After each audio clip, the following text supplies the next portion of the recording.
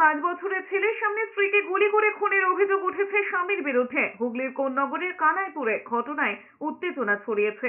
পেশায় রাজমিস্ত্রি প্রসেনজিতের বাবা পরিমল বাড়ুইয়ের দাবি অবশ্য অন্যরকম। তিনি বলেছেন, ছেলে বৌমা নাতি ঘরেই ছিল, হঠাৎই পচকা ফাটার শব্দ হয়।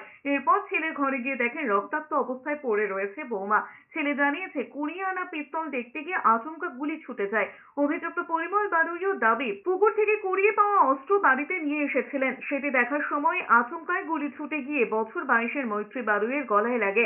চন্দননগরের police commissioner Amit P Javalgi জানিয়েছেন, খুনের অভিযোগ দায়ের করে তদন্ত শুরু হয়েছে। পিস্তল পাওয়ার বিষয়টি খতিয়ে দেখছে পুলিশ। ফটকা থাকে না এরকম, একটা আওয়াজ হয়েছে ফট করে, এই ঘরের মধ্যে ফটকা ফাটায়, এই বলে আমরা আগাইছি। ছেলেটাও ছিল তখন। এর মধ্যে দেখি ওই মেয়েটা কান্না করে আমারে জড়াই যাচ্ছে, বাবা আমার কি হয়েছে দেখো। দেখতে গেছি, দেখে এখানটা রক্ত পড়ে। এদের মধ্যে কোনো অশান্তি নাই, কোনো কিছু নাই।